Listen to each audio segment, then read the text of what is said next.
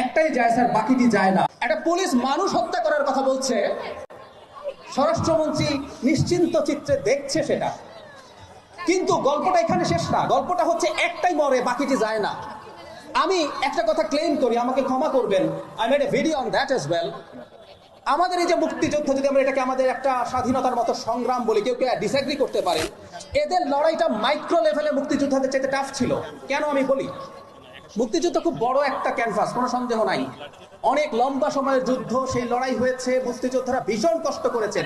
কিন্তু আমাদের মুক্তিযোদ্ধারা পাকিস্তান মিলিটারির মুখোমুখি হয়েছে তার একই মানের একটা বন্দুক নিয়ে, ইজন্ট ইট?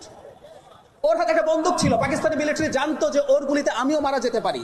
কিন্তু আমাদের এই তরুণরা, এই ছাত্র শ্রমিক সব শ্রেণীর মানুষ, দলের বাইরে, এই আন্দোলনে বিএনপি, জামায়াত ইসলামী সহ, মানে আওয়ামী লীগ এবং তার হালুয়া রুটি খাওয়ার বাইরে প্রতিটা মানুষ পার্টিসিপেট করেছে। ও খালি হাতে গিয়ে